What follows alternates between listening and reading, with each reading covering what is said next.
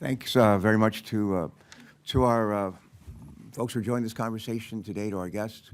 We welcome each of you. Some of you changed your schedules, and we're grateful for that, for your willingness to be able to be here and have this conversation with Senator Markey, myself, and other colleagues who will be joining us in the hour and a half that lies ahead. I want to thank our other guests for coming, and we're glad that you've been able to join us too.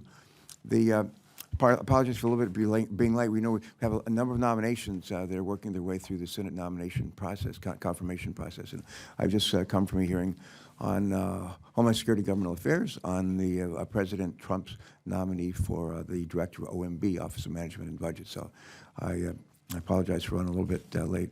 As I was trying to get into the room, a reporter from one of our channels, one of our networks, stopped and wanted to ask me a quick question about why are we doing this? And I would just say that we all think that we know that our quality of air, the quality of our water, our natural resources, environmental, and that we know that our natural resources are important to all of us, and whatever state that we live in and wherever we're from.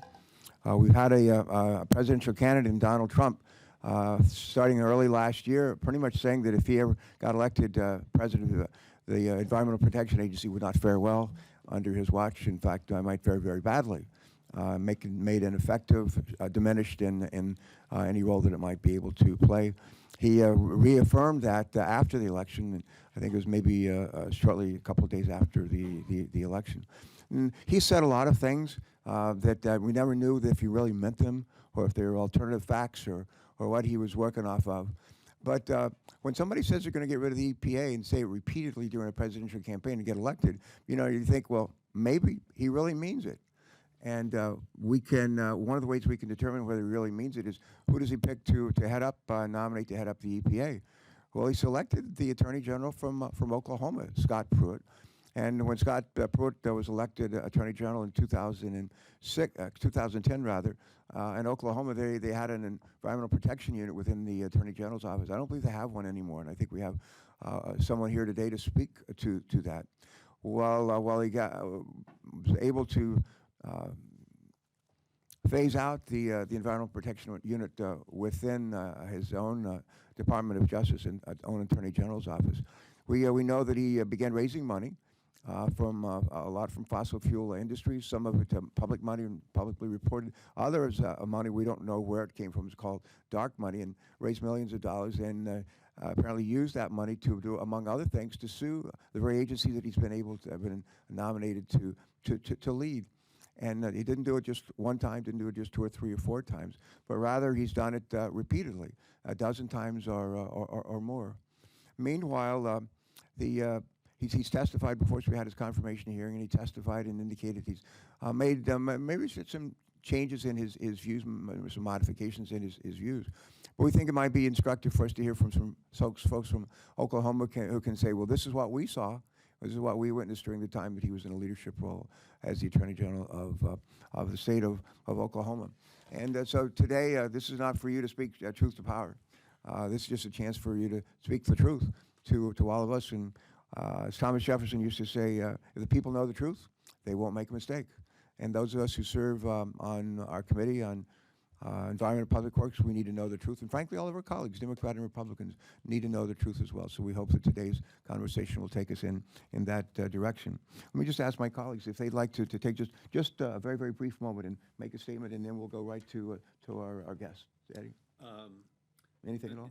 Thank you, Senator Carper, very much. And thank all of you for being here today. This is so important that this testimony be heard just as well as Attorney General Pruitt's testimony was heard, because you are the other side of the story. And the other side of the story has to be heard just as well. And you are here courageously to tell that story.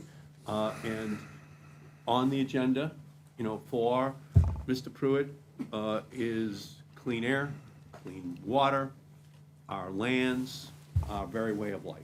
And you are here to, I think, give us the information to... You want to start over? Thank you so much for being here. You're the other side of the story, and it's very important, given Attorney General Pruitt's record, that we hear the other side of the story. His attacks on clean air, clean water, on mercury rules, on smog, on haze, all of it. And what you're doing here today is very courageous and very needed for the American people to hear. Thank you. Thank you. Thank you. Senator Markley? A huge welcome. I so much appreciate your bringing your voices to bear on health issues, environmental issues, tribal issues. This is the part of the story that was not told in the committee hearing that needs to be told, and I look forward to hearing all you have to say. Thank you. Good. Thanks. Let me just go ahead and provide a brief introduction for our guests today on the panel. And I spoke with Casey Camp Harnick, and she said, you can just call me Casey. And Casey Camp, and we welcome you warmly. A Ponca, do you pronounce it Ponca? Ponca, tribal councilwoman of Oklahoma, longtime native rights activist and environmentalist. Great to meet you and welcome to today. Next we have Ms. Kelly Foster, senior attorney of the Waterkeeper Alliance in Oklahoma. And Kelly is also the former Environmental Protection Unit chief that used to exist, as I understand it, in the Oklahoma Attorney General's office that I spoke of a few minutes earlier. Thank you and welcome. Next we have Jason B. Ahmet. I skipped over somebody, all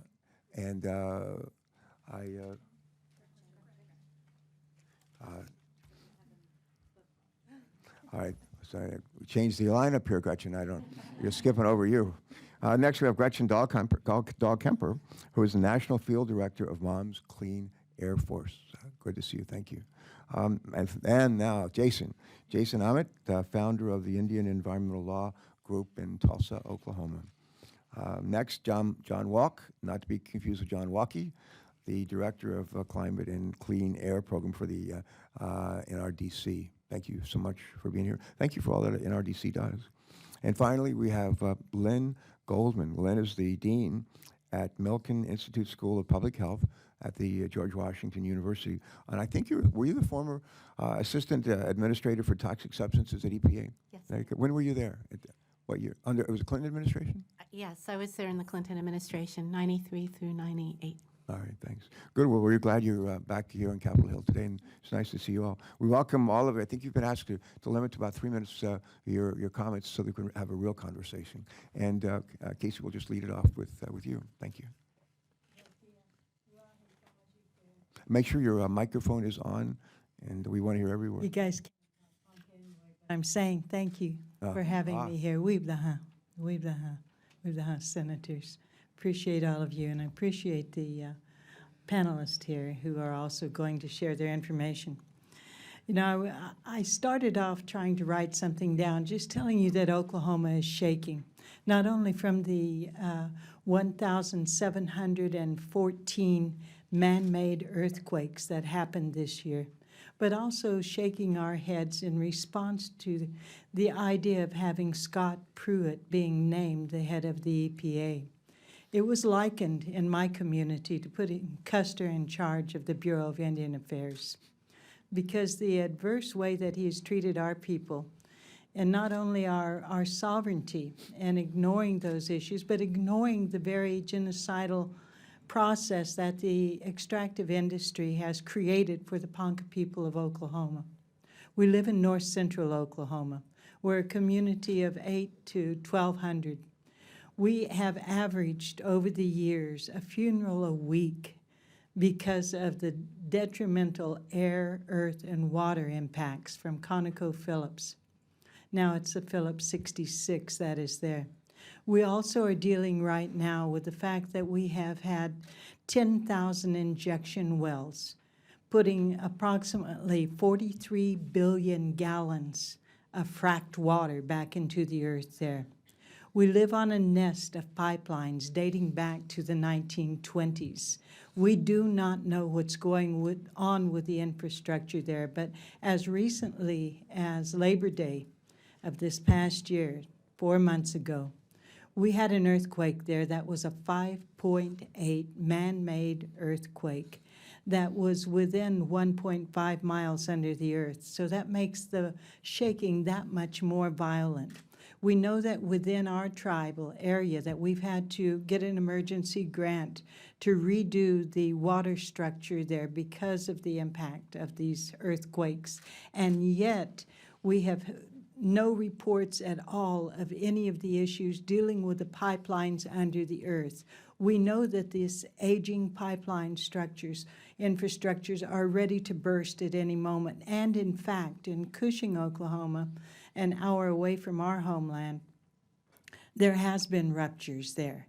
And they're not being monitored for what's going on. And in fact, today, an executive order was signed putting Keystone XL and Dakota Access Pipeline on a fast track to impact us even more. The type of money that is following Scott Pruitt and is directing his work has been so bad for us that we have had no recourse where to go when we've had 5 fish kills in the Salt Fork River running through our community. They're only testing for organics through the Oklahoma Department of Environmental Quality. They are not testing for the volatiles that are inside the fracking fluids, which can number up to 200. We know that we have tested 30 injection wells within a 2-mile radius of our tribal headquarters, and out of those 30 tests, 30 are leaking methane gas. Right down the road from us, within a few miles, Yoto, Missouri, have a coal-fired generating plant. And the mercury is leaching into the groundwater there, where our groundwater is 8 to 10, 12 feet under the earth right there. And we've had a spike there in autism, a spike in children not making it to birth. We've had a spike in our area of cancers, autoimmune diseases, and children being born with bone cancers. And the life expectancy is dropping significantly. We are not getting any action from the Attorney General. There was a period of time that we could talk to the state of Oklahoma and talk about maybe even the EPA, who is now setting up policies to deal with treaty issues, and those policies have never been in place before. We're not finding Scott Pruitt has been answerable on any of these issues, and in fact has turned a blind eye in favor of any large extractive industry business that wants to put up business in Oklahoma. We are terrified at the idea of him becoming the head of the EPA, because that blocks the avenues that we have for any remediation at all. Thank you. Casey, thanks so much. That was 4 minutes. I'm going to ask, thank you for every one of those words. I'm going to ask our other guests to just try to stick a little closer to 3 minutes, if you would, please, and that way we'll all have a chance to participate. Thank you. Go right ahead. Kelly. Okay, thank you for the opportunity to talk with you today. My name is Kelly Hunter Foster, and I have been a senior attorney with Waterkeeper Alliance, an international environmental organization composed of roughly 300 waterkeeper organizations and affiliates working to protect their communities and waterways on 6 continents. I joined Waterkeeper Alliance in 2010, December of 2010, after I left the Oklahoma Attorney General's office, where I had served as an assistant attorney general since 1996. And I also served as the chief of the Environmental Protection Unit. The whole time I was there, I worked in the Environmental Protection Unit and actually helped to build the Environmental Protection Unit in Oklahoma. And I became the chief of that unit in 2001, as well as the chair, co-chair of the Oklahoma Environmental Crimes Task Force, and served in that role from 1997 to 2003. So when I came on board with the Oklahoma Attorney General's office in 1996, the Attorney General at the time was W.A. Drew Edmondson, and he recognized that the Attorney General had a broad... When was he Attorney General, please? What years? Do you remember? 95 to 2011, January 16th, 2011. Thanks very much. I think that's right. That's a pretty good memory, don't you think? So recognizing that in Oklahoma, and this is an important point, that the Attorney General has broad, independent authority to represent the interest of the public in the state in civil and criminal cases in state and federal court. In addition to that, the AG has responsibilities under particular environmental statutes, powers and responsibilities for enforcing environmental laws. Attorney General Edmondson created a specialized unit and staffed it with attorneys that had expertise in environmental laws and the regulatory systems, as well as the complex jurisdictional issues that arise in Oklahoma, where we have a lot of interstate water pollution issues. A lot of interesting jurisdictional issues arise in terms of working with tribal governments and providing assistance to them in dealing with environmental situations like the situation at the Tar Creek Superfund site, for example. It started with 3 attorneys. Eventually, it built up to having 4 attorneys and a criminal investigator / environmental engineer and an administrative assistant. And the unit did a number of things. Worked with communities to address environmental problems, works on the types of cases that cannot be addressed by administrative agencies, like, for example, criminal prosecutions, and larger cases, complex environmental litigation, sometimes involving bankruptcy at legacy environmental pollution sites, and criminal enforcement. And to just give really quick, Yeah, go ahead and finish your sentence, please. just to give you a sense of the extent of the work that the environmental unit did through the Environmental Crimes Task Force, which we helped to create and administer in Oklahoma, in conjunction with state and federal agencies. We did 142 criminal investigations and 56 prosecutions for violations of environmental laws that were criminal in nature, those that tend to endanger the public health more severely and be more egregious. And it's my understanding that that level of work in terms of criminal prosecution has not continued in Oklahoma. And I'll stop there. Thank you. All right, great. Thanks so much. And Gretchen Dahlkemper, please proceed. Thank you, Gretchen. Good morning. Again, try to stick close to 3 minutes if you would. Thank you. I'll be quick.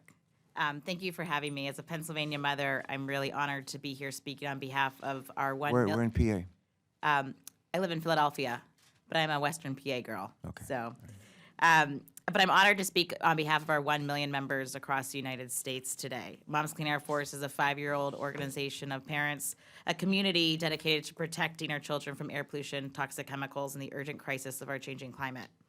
The nomination of Scott Pruitt to head EPA is unprecedented. Whether you're a Republican or a Democrat, it is a travesty because he has vigorously used his office to derail and obstruct clean air safeguards that are broadly supported by all Americans. This nomination threatens our children and our families. And last week, Scott Pruitt talked a lot about how much he loves his children and how much he likes children. And we're not questioning his love of his children, but we are questioning the lack of protections that he provided for the children in Oklahoma and how he will protect our families as head of EPA. As moms, we think there are some basic criteria that any EPA chief should meet. These are putting the health of our families, the safety of our communities before the profits of polluters. This is being led by science and scientific consensus, and honoring our great American traditions of our right to breathe clean air and drink clean water. Scott Pruitt fails to meet all 3 of these basic criteria to be EPA chief. I expect my daughter's kindergarten teacher to like children and accept the fact that 2 + 2 = 4. This is some basic criteria that he should meet to lead EPA. He has used his office to attack vital safeguards for our children's health. As Oklahoma's top legal officer, Pruitt has been against every single clean air protection we have gained. He has sued to stop vital safeguards that protect us from mercury, arsenic, acid gases, and hazardous air pollution. These protections are supported by the American Academy of Pediatrics, the American Lung Association, and the American Public Health Association. He has used his office to attack protections against soot and smog pollution. And he lies about science. When it comes to climate science, Mr. Pruitt exhibits a profound disregard for the truth. He is against plans to cut carbon and methane pollution that is dangerously altering our atmosphere, while calling for further debate on climate science when 97% of scientists agree that human activity is driving climate change. He is not a climate denier. Scott Pruitt is a climate liar. Mr. Pruitt destroys solutions rather than trying to solve our biggest health and environmental challenges. During last week's hearing, he did not provide an answer to the question about what he had done to protect Oklahoma's children. Pruitt has never, not once, advanced a single solution in Oklahoma to any of the problems that the Clean Air Act must address by law. No solutions to protect pregnant women, unborn babies, and small children from mercury. No solutions to protect those with asthma from soot and smog pollution. No solutions to the wasted methane escaping from oil and gas operations. No solutions to cut climate pollution that is dangerously throwing our climate off balance. Instead of solving the problems that we need to solve here in America, Scott Pruitt has instead focused his energy on leading lawsuits to undo these public health protections and environmental protections at the bidding of corporate polluters. The agency charged with enforcing our environmental laws should be led by someone who is committed to its core mission and free from conflicts. The Clean Air Act is a vital demonstration that some things transcend partisan politics, the protection of clean air and clean water chief among those. American moms, American families did not vote for more pollution in our air and more pollution in our water. And under Scott Pruitt, our nonpartisan, or as we call it, mom-partisan, American values will be at risk. Thank you. Thank you so much. Thank you very, very much, Gretchen. And John Walk, would you, actually, no, I'm sorry. I have two different listings of my witnesses.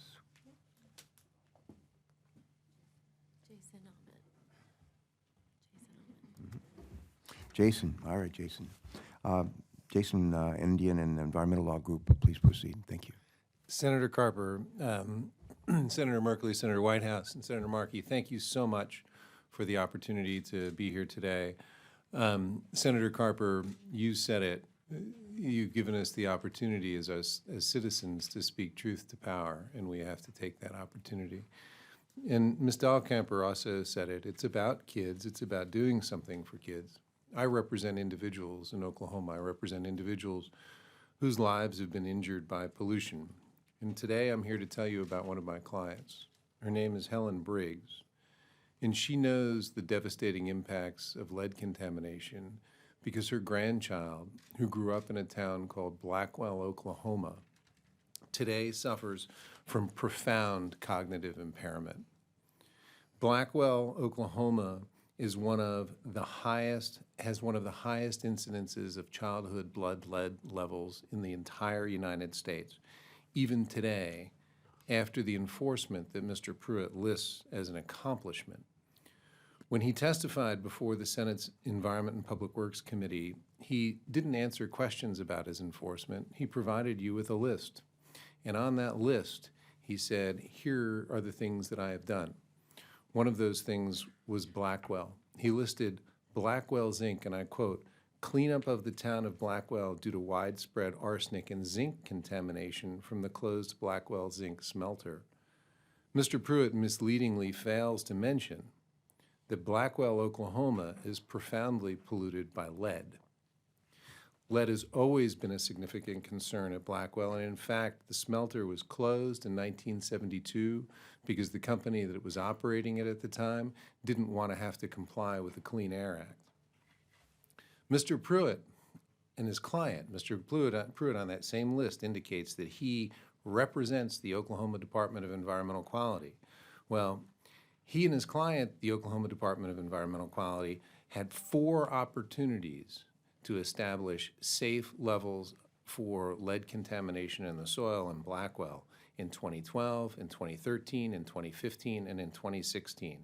And they didn't do it. In fact, in 2013, there was a settlement that took place between the company and private individuals that set a standard that's lower than the standard that Mr. Pruitt ultimately brought the levels down to in Blackwell. The private settlement was for 500 parts per million contamination in the lead, and Mr. Pruitt's revised standards, after being prompted to do so by the Environmental Protection Agency, was 540 parts per million. He accomplished less as the Attorney General than private lawyers without the authority of the Attorney General were able to do. There is more on his list of accomplishments that needs to be discussed. I know many of these other cases, 3 minutes doesn't give me the time to talk about them, but he should really be recalled to have to answer questions about what his enforcement record is, because it's not good. Thank you very, very much. Thanks so much. John Walk, please. Thank you, Senator Carper, Senator Merkley, and Senator Whitehouse for the opportunity to testify today. My name is John Walk, and I am Clean Air Director and a Senior Attorney for the Natural Resources Defense Council.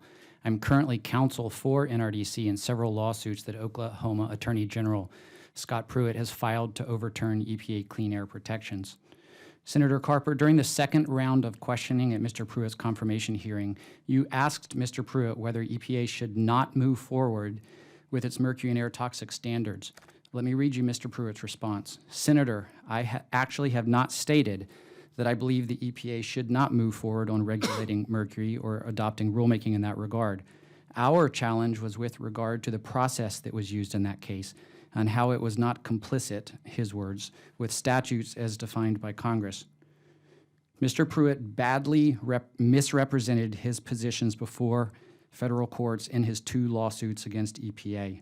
Mr. Pruitt seriously misled senators on the committee about his own statements and the nature of his legal challenges in numerous respects. In November of this past year, Mr. Pruitt filed a joint legal brief with industry groups challenging in the mercury and air toxic standards litigation. Let me list for you the numerous ways in which his own lawsuit contradicted his testimony to you, Senator Carper. Contrary to his response, Mr. Pruitt's brief asserts that EPA is breaking the law by regulating power plant mercury emissions and other hazardous air pollutants under the mercury and air toxic standards you asked him about. Mr. Pruitt is arguing in court today in a pending case that hazardous air pollutant emissions from power plants are too insignificant to warrant regulation at all, and that any benefits are, quote, minuscule. His brief is arguing that EPA was wrong to adopt these standards under Clean Air Act Section 112, which you may recall being mentioned numerous times, and that EPA should have deferred regulations to the states under an entirely different section of the Clean Air Act. An appendix to my testimony lists numerous quotes from his brief that directly contradict his testimony to you. Why does this matter? It is a serious matter to give misleading testimony to senators during a confirmation hearing. Senators should not confirm a nominee that deliberately misleads them on such an important matter. Second, these misrepresentations demonstrate that he has prejudged numerous legal, policy, factual, and technical issues at the very core of these mercury standards, other EPA rules, and EPA's authority to issue them. And yet he is pretending that he is impartial and that he will be. To the contrary, he testified that he intends to switch sides and represent EPA in this and other lawsuits that he brought against the agency, as well as in subsequent rulemakings. The remainder of my written testimony discusses extensive conflicts of interest that Senator Whitehouse attempted to elicit from him concerning financial donations to the Defensive Law Fund, the Republican Attorney General's Association. His answers were, I would say, willfully withheld from this committee. I refer to you the rest of my written testimony to this so that I can stay within my time limit. Thank you very much. Yeah, thank you for your testimony, for your comments today. Dr. Lynn Goldman. Dr. Goldman, please. Thank you so much, Senator Carper, Senator Merkley, and Senator Whitehouse for the honor of being able to testify before you today. The choice of leadership for the Environmental Protection Agency does have serious implications for all Americans, and I think you heard about why, for many reasons. We haven't talked very much about the impacts on the economy. We know, and actually studies by the Office of Management and Budget have shown, that EPA's actions have delivered billions of dollars worth of health benefits annually, benefits that far outweigh the costs. U.S. environmental policy carefully balances authorities between federal, state, and local governments. It is true that many environmental decisions are better made at a state level. Others, like mercury and global warming, need to be handled federally because we're talking about problems that cross state lines and even international borders. It is not at all clear what Mr. Pruitt's approach is or what his idea of environmental protection is, how he would make decisions as an EPA administrator, or indeed whether he has any philosophy about environmental protection at all. But it is clear that his record as Attorney General for Oklahoma does not reflect a commitment to environmental protection. We heard about how he dissolved the state's environmental enforcement unit and his many efforts to challenge federal regulation. Who does he think is responsible for environmental protection? The federal government, the state government, under what circumstances? It is not at all clear that he thinks anybody should be doing that. He has opposed the regulation of mercury from smokestacks along with other air toxics. You've heard about that. I have to say as a pediatrician that this is extremely important for our children. Mercury damages the developing brains of children, reduces IQ, causes damage to their developing cardiovascular systems. These are serious and irreversible health effects. There is no known threshold for these effects. Any level of exposure to mercury is likely to be hazardous. But yet, Mr. Pruitt, in his legal briefs, has denied that mercury causes health effects. He not only has sued to block these safeguards, but the basis of his suit has been that EPA needs to be doing more analysis, and it makes me wonder what he would be like as an administrator of EPA. Is this somebody who would use the technical staff at EPA in order to employ the science to protect us, to protect the environment, or would he get them wrapped up in interminable analyses as a way of delaying or deferring action? Mercury in fish is also important in local communities. There are 40 lakes in Oklahoma where there are bans on fishing and advice to people not to eat fish. And what has he done? What is the evidence that anything has been done in Oklahoma? Mercury is a problem globally, and we are part of an international agreement to attempt to get all of the nations in the world to reduce their mercury emissions. What would he do to support that agreement, or would he seek to undermine it? And I should say we've had very good news about mercury this year. We have seen declines in mercury levels in the Atlantic bluefin tuna, declines that were not even predicted by EPA scientists when the rules were written. We need to continue our success in reducing the mercury in the environment. We should not be rolling back the clock on those protections. I know that I'm out of time. I should say that I'm somebody who, when I was at EPA, I very much supported collaborative efforts with everybody, with industry, with states, to find the best ways to protect the environment and human health. These are valuable, but the problem I have with Mr. Pruitt is that he has shown so little interest in enforcing environmental laws or even in achieving the objectives of those laws. I believe that the EPA needs a leader who understands and embraces its mission to protect the public health and the environment, not only for us, but also for future generations, and who understands that common sense regulation does go hand in hand with protection of human health and the environment. Thank you. Dr. Goldman, thank you. Thanks for that statement. We've been joined by Senator Sheldon Whitehouse and from Rhode Island, and also by Senator Cory Booker from New Jersey. And I'm going to ask each of them if they'd like to make share some thoughts for about a minute or two, and then we'll start a conversation. Thank you. Great. Thank you very much, Chairman. Thank you for hosting this. The two lessons that I took from the hearing are that as Attorney General, Mr. Pruitt seems to be engaging what I'll call shell game federalism, in which the environmental enforcement is always under some other P. And when you actually, if you had the chance to lift them all up, there'd be no enforcement anywhere to be had, whether it is taking the position that environmental enforcement should not be at the federal level, but should be at the state level, while at the same time then gutting his environmental enforcement at the state level, or whether it's taking his environmental protection unit and pretending that he has moved it to the federalism unit when all you have to do is go and look at the website of the AG's federalism unit, and it doesn't say a word about the environment. Indeed, it talks about appellate litigation, which is not the way you bring cases against individuals in the first instance. And then the quality of his testimony, as many people have pointed out, it's really almost as if his intention here is to gaslight the committee with statements that are somewhere between false, improbable, incredible, or irrelevant, knowing that the political power of the fossil fuel industry and the Republican Party will see him through, that even if we stack up all our votes against him, it isn't going to matter.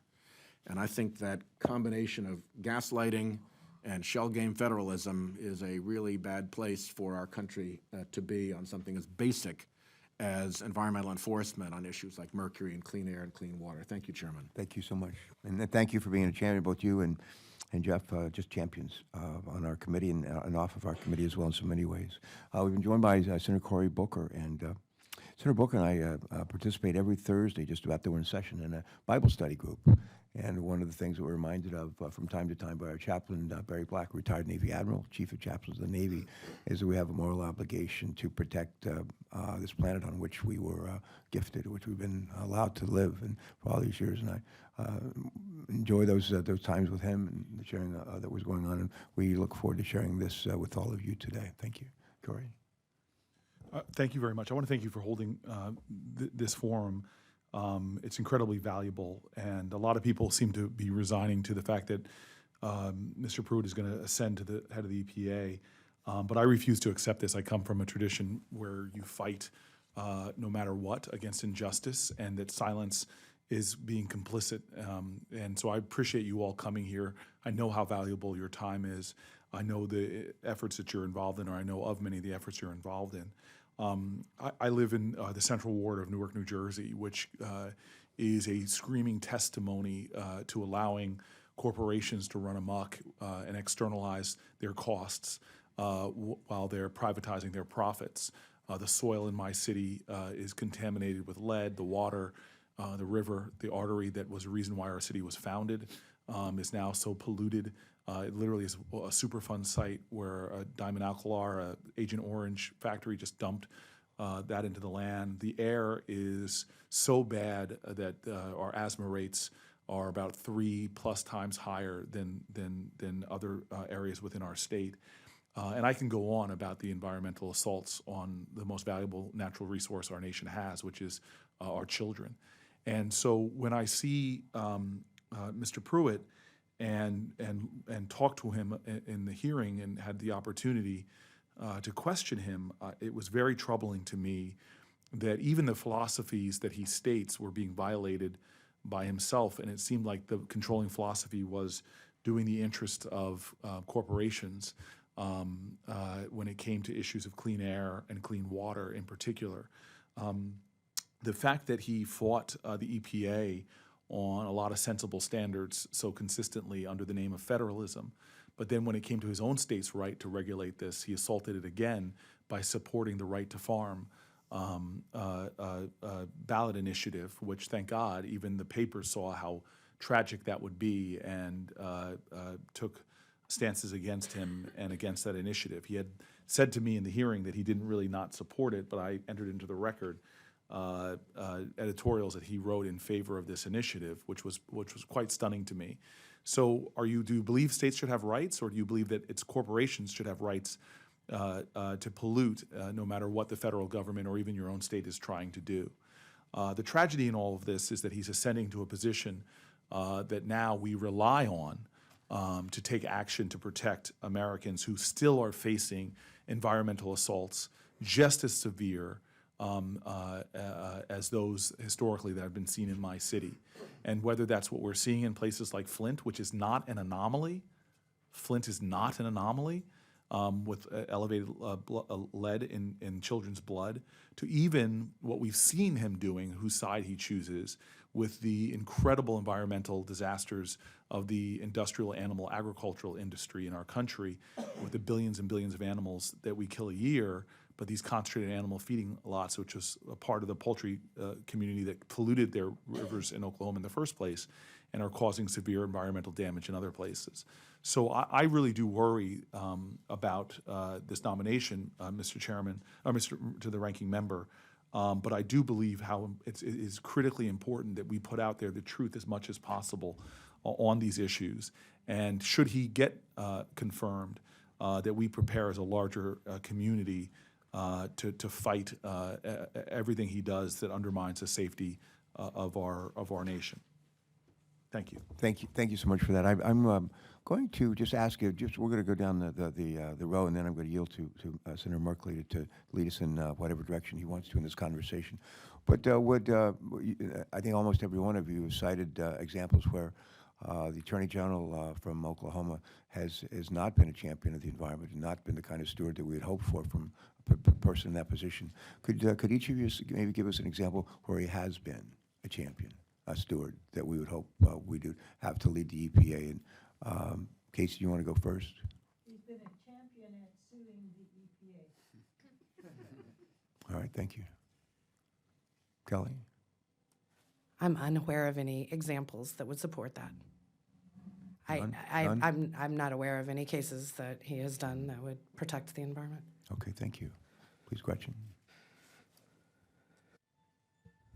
I admit I am new to Mr. Pruitt's record, but as I mentioned, I believe it was Senator Booker's question last week, what have you done to protect Oklahoma's children?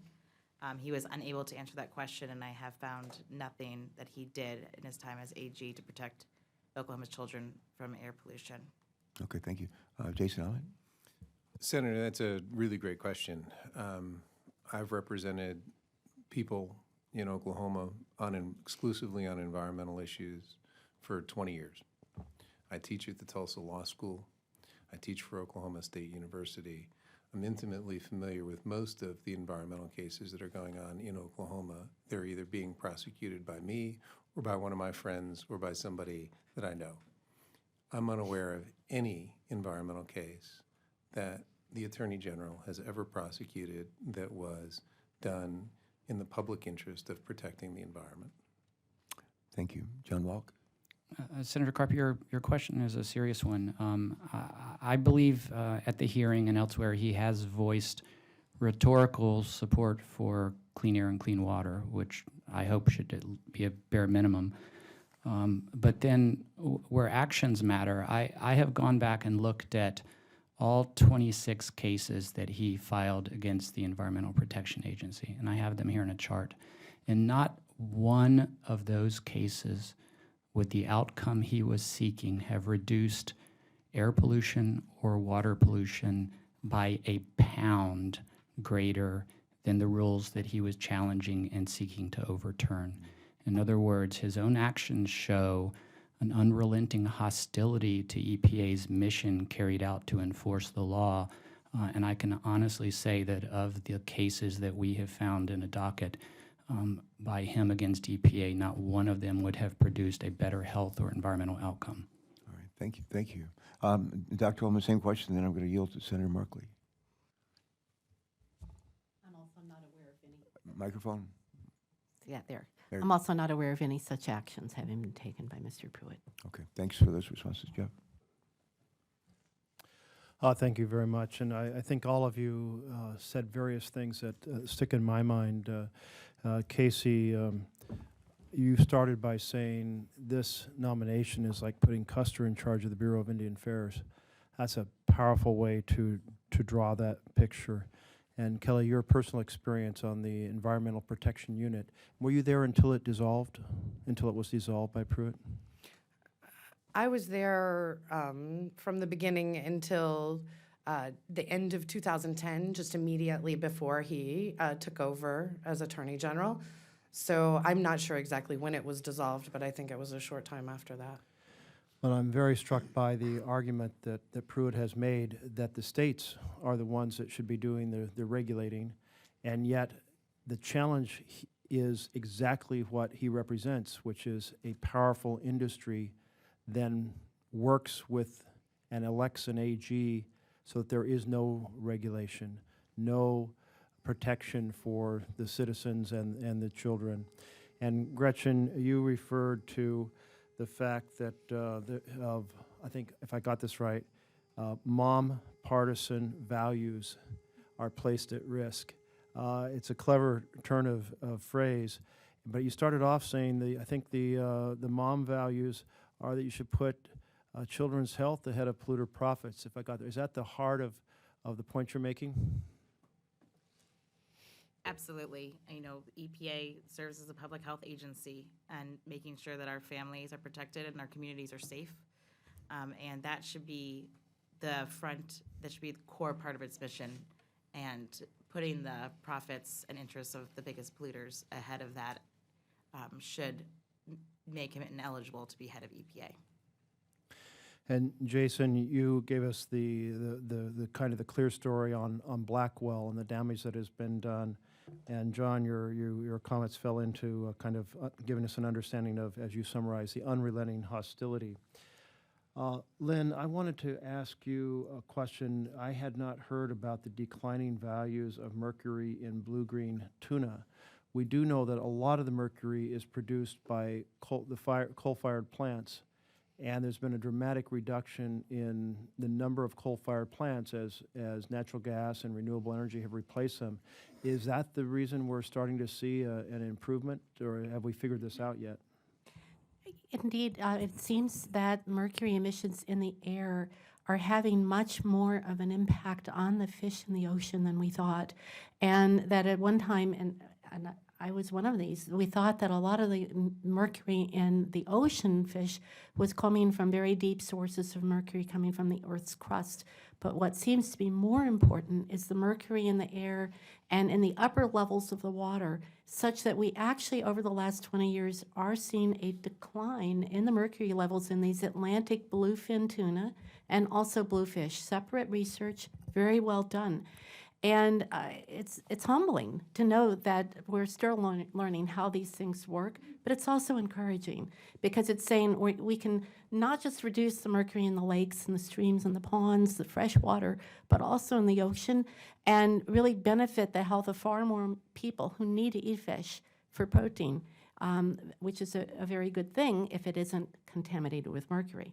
And I believe this is an accurate statement, but I'll ask you all, and that is that Scott Pruitt's lawsuit, the lawsuit he joined, said the record does not support EPA's findings that mercury, non-mercury hazardous air pollutant metals, and acid gas pose public health hazards. Is that an accurate reflection of the position Scott Pruitt took? That is the position that Scott Pruitt took. Well, thank you all very much for your testimony. Very, very helpful in understanding what this nominee would bring to the Environmental Protection Agency, which seems to me a complete disregard for the environment or the responsibilities of decreasing pollution. Thank you. Thank you very, very much, Jeff, for working us into your schedule. And Senator Whitehouse, please. Thank you, Senator Carper. Thank you all very much. I was struck by Jason Amat's testimony about the failure of the Pruitt Attorney General's office to take any environmental enforcement actions, particularly given your perspective as an active Oklahoma practitioner in the space who teaches this and knows what's happening. The nominee gave us a list of cases that he claimed were his enforcement work.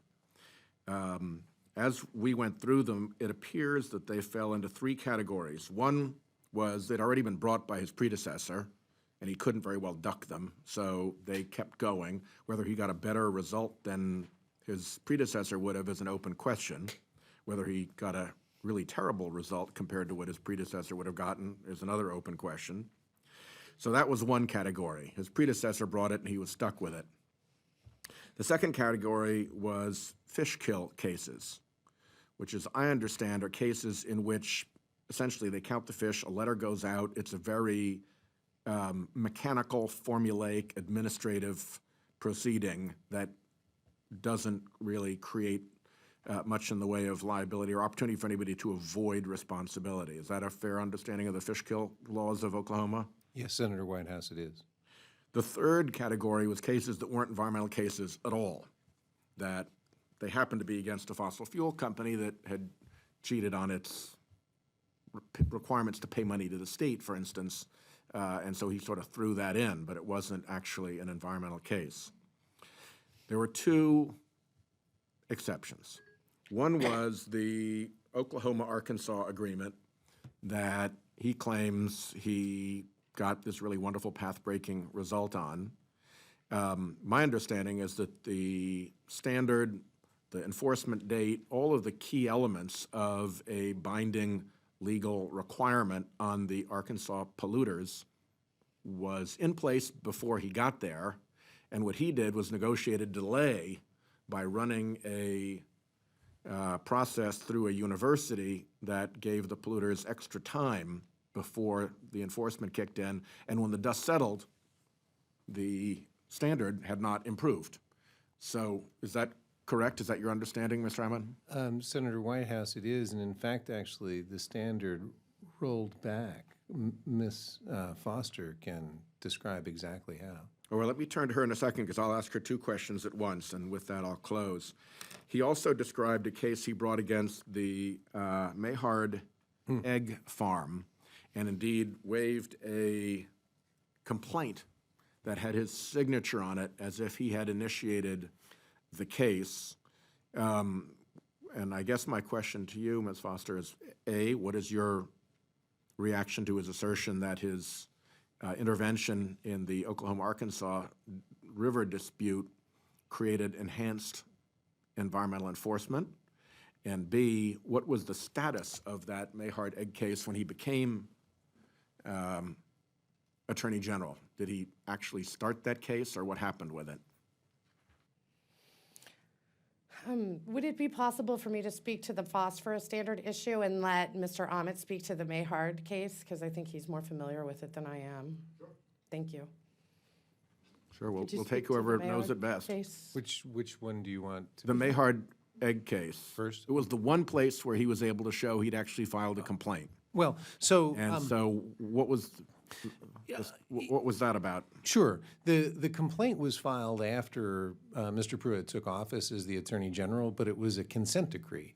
And every lawyer who's ever worked knows that consent decrees don't happen in a few months. They take a year or more of investigation and implementation. So I don't have any special knowledge about what was going on inside the Attorney General's office at the moment that he took office, but anybody who knows anything about that knows that that effort to reach that consent decree had started long before Mr. Pruitt took office. It really belongs in your first category of activities that were undertaken and that he couldn't stop before because the train was already underway.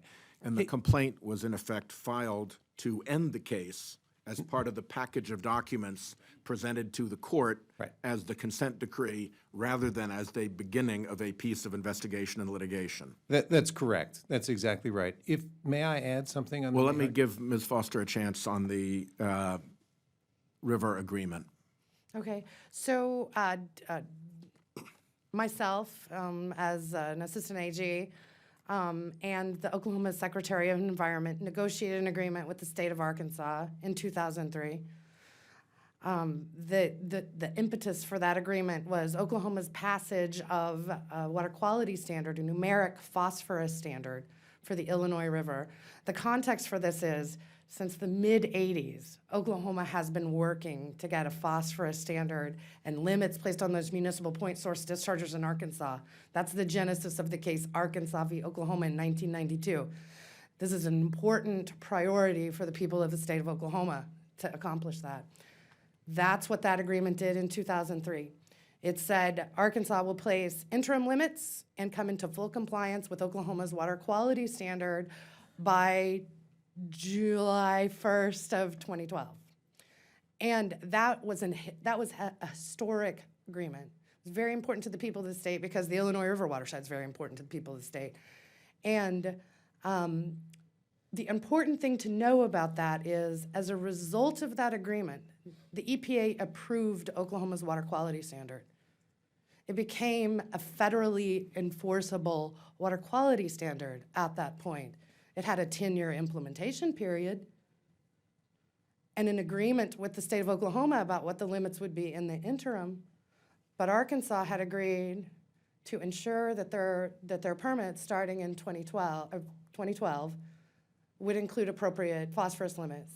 And it's important, all under Attorney General Edmondson. It's important to note that in 2009, the EPA made this clear to Arkansas. This is not a close call.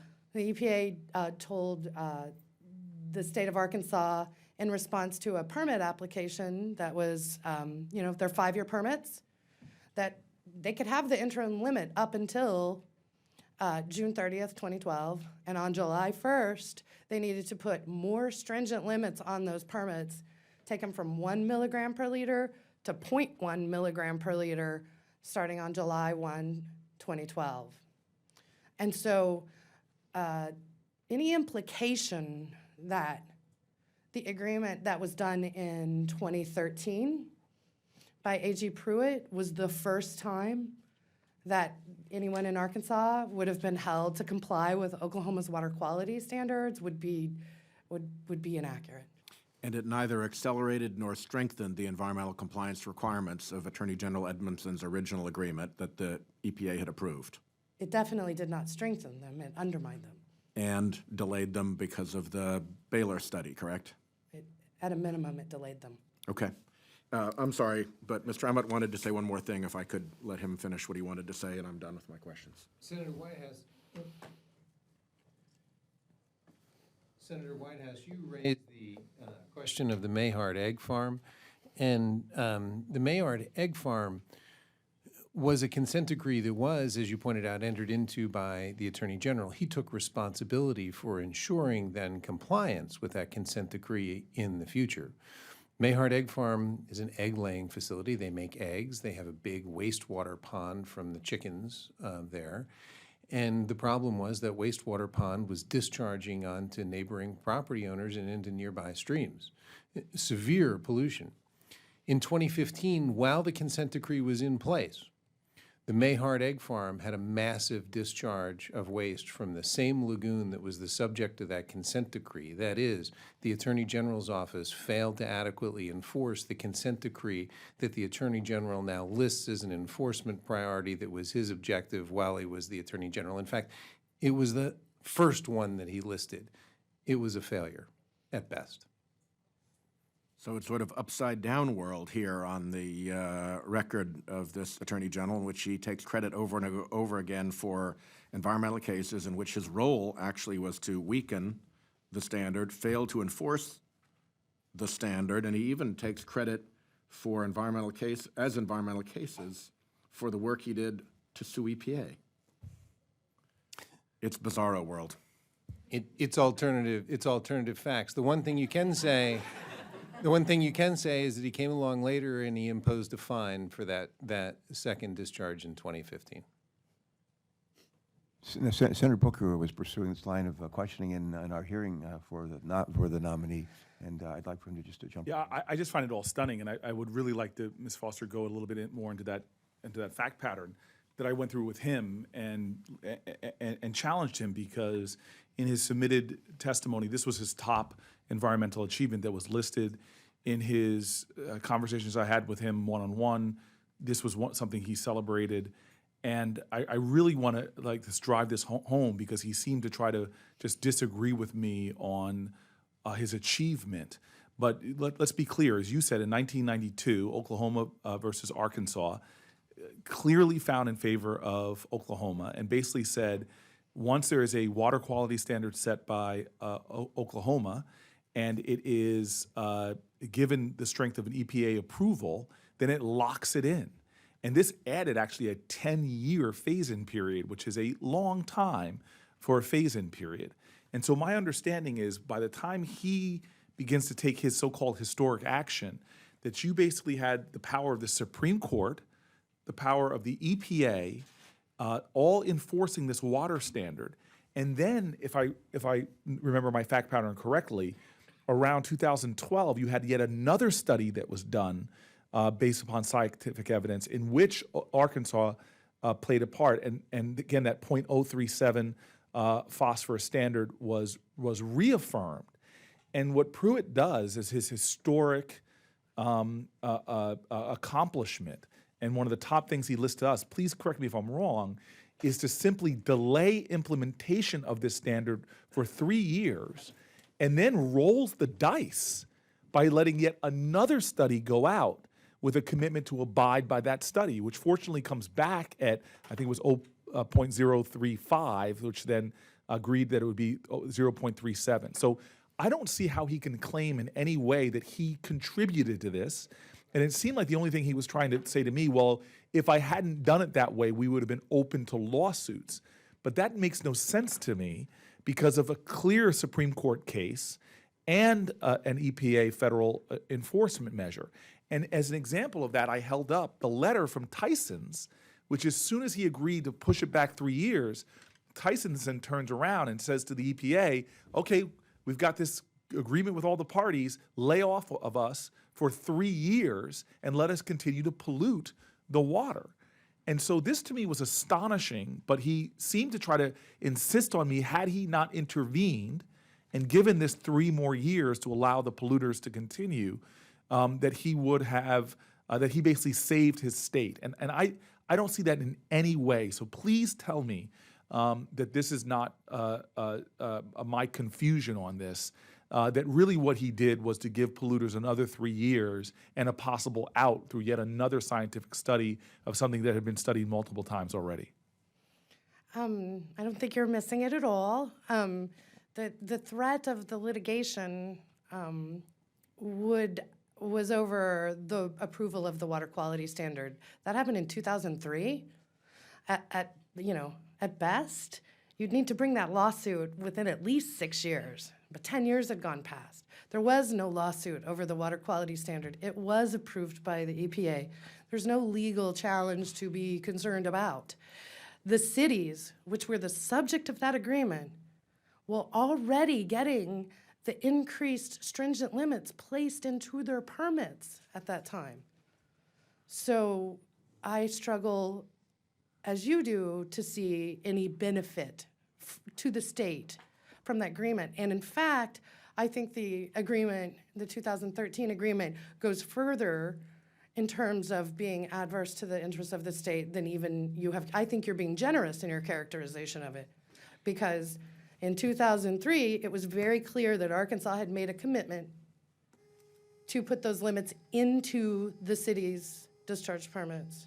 So in the 2013 agreement, what it says is that in addition to opening up the standard, right, and giving them a say in it and all of that, it doesn't say at the conclusion of that 3-year period that those cities that Arkansas commits to have those cities put limits in their permits necessary to meet Oklahoma's water quality standards. It never says that. And that's the key part of the agreement that the state obtained in 2003. That's a big issue. Does that make sense to you? No, it makes complete sense. And I think it adds even more fuel to, frankly, my outrage, which is that indeed the municipalities had already started complying with the municipal discharge rules. They started working towards that standard. And then what he does is give everybody a free pass for another 3 years. And if you see, and I don't live in the state, and I know there are people here that can testify to this better than I can, is that the algae blooms and just the smell of the water itself was really becoming problematic by this time, that he continues to give them more time to pollute. Well, I mean, it's pretty widely reported and non-controversial that water quality had started to improve as a result of the 2003 agreement, as well as the poultry industry response, which some attribute to another lawsuit that the state of Oklahoma had filed against them, where they were hauling out the poultry waste. Water quality was on an upward, was improving, and the hope was, right? That was the implementation period, and then you fully implement the standard and you address it. There was a 10-year implementation plan.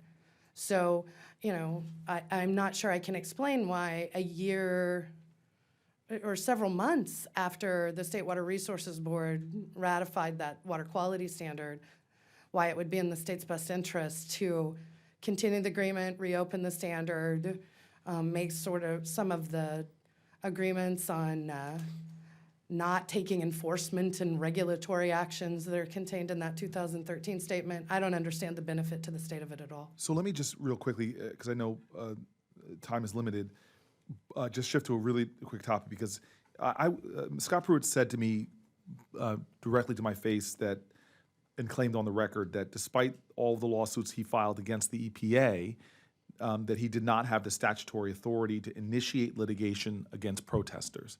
And I was wondering, Mr. Ahmad or Ms. Foster or anyone, I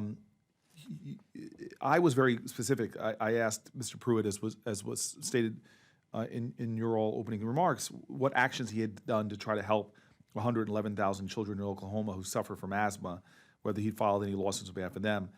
And Mr. Pruitt stated, in quotes, the state has to have an interest before it can bring those cases, as you know. You can't just bring a lawsuit if you don't have standing, if there has not been some injury to the state of Oklahoma. I found that a really, really just offensive, frankly, and sad, given the extent of asthma in the state, where 1 out of 10 children in the state of Oklahoma have asthma, which is one of the highest rates in the nation. And for somebody who is a chief law enforcement officer to make this claim. But I'd just like, for the record here, for any of you who can respond to that specifically, to that specific statement, is that true what he's claiming? Senator, I think that Ms. Foster has prepared a sheet that demonstrates that. She has, it's amazing. It's like 2 pages long, and it's to squeeze so much on it that you can barely read it. I noticed that statement, and having been in the AG's office for roughly 14 years and pursued litigation on behalf of the state where that isn't the interest of its citizens or the interest of the state were at issue, or air quality laws were being violated or that sort of thing, it surprised me as well. So I prepared, and I'm happy to share with you all a summary of the broad authorities that the Attorney General of Oklahoma has to protect its citizens and protect the environment, including, air quality, so that citizens can breathe clean air. I'd be happy to share that with you, and I think it is apparent on its face. I would like that very much. Could I tread on your indulgence for just 2 more minutes, sir? Sure, go right ahead. Senator Markey's going to be next. I'm going to slip out and take a phone call. I'll be right back. Thanks very much. Thank you very much. And when I come up, one of the things I'll just give you tell If it's President Trump that you're talking to, can you tell him his EPA nomination is really bad?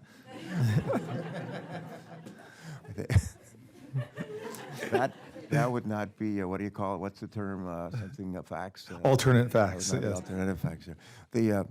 When I come back, one of the things, and after Senator Markey, I want to explore cross-border pollution and the idea that somehow we don't really need an EPA because the states can pretty much look out for their own environmental needs. And I'd just like to drill down on that. Okay, thanks. So just very briefly, and then Senator Markey, who has significantly more seniority in the Senate than I do, let me go very quickly. So Mr. Pruitt is also on another vein. He was taking credit for a list of legal actions that he claims the AG's office took under his leadership. I was wondering if one of you can look at the list. And do you have the list? Of these are the legal actions, and perhaps Ms. Foster, you can take a look at it and tell me if any of these matters were actually started by were actually started by Mr. Pruitt's predecessor, Drew Edmondson, because I think that he's claiming credit for doing a lot of things that were just not done under his leadership. What's your question exactly? I want to know if the things on that list, which we think are that he takes credit for, were actually not initiated by him at all, but were initiated. And if you don't know now, that's okay. I do know. Okay. I figured you would. Yeah, I just want to make sure I understood your question. So, I am familiar with, and the AG's office under Drew Edmondson worked on each of the matters on this list excluding Kelco Manufacturing, Kent Feeds, El Reno, and Southern Towing, which are all three fish kill cases. So I think all of these were initiated by Right, his so the predecessor. significant majority of the things that he's saying that he, that took action that were actually helping people who were suffering as a result of pollution, toxins, and the like, were really initiated under his predecessor. So in any idea that he was a champion for environmental protection, given his most celebrated, in his own words, historic achievement, which we discussed, about the phosphorus pollution, all the way to the list of actions that he took. Overwhelmingly, the things he did either undermined public health or were just a continuance of his predecessor's work. Was that a correct characterization? I mean, this is the list he provided, right? Yes. So, I mean, based on this list, I mean, I obviously don't have encyclopedic knowledge of anything else he's done, but this is what he has set forth as his environmental victories, correct? Right, but that's very suspect to me, that asking for evidence of his environmental work, that he gives everything from his most celebrated thing all the way to that list, it's either not true or initiated by his predecessor. You would agree with that? I mean, that's a long question. I'm sorry. Can you try me again? I'll try you again. In other words, he's claiming credit for things that were on that list that were initiated by his predecessor, correct? That is correct. And his biggest environmental achievement that he claims was a historic achievement about the phosphorus levels in the river. He actually caused harm by extending an agreement that was already enforceable for another 3 years. Was that another long question? I'm sorry. No, I'm just thinking about the caused harm part, and I think that's right. I think that delaying progress on something that the state's been working on since the mid-'80s is causing harm, yes. Ms. Foster, I really thank you. I think all the folks here that were here to testify, it's really helpful, and I appreciate you taking some time to answer my questions. I'd like to hand it off to my colleague, Senator Markey. Thank you, Senator Booker, and thank you for that fantastic line of questioning. And we thank all the witnesses for what you're doing here today. It's critically important that we get all aspects of Scott Pruitt's record out on the record. Given your knowledge of the record of Scott Pruitt, do any of you believe that he will enforce our nation's environmental laws in a manner that fully protects the health and the environment of our country? No. Let the record reflect that none of our witnesses believe that he will enforce our laws in a way that does protect our health and environment. Do any of you believe that Scott Pruitt will always use evidence and science-based decision-making at the EPA? Let the record reflect that everyone here is concerned that Mr. Pruitt will not use evidence and science-based decision-making.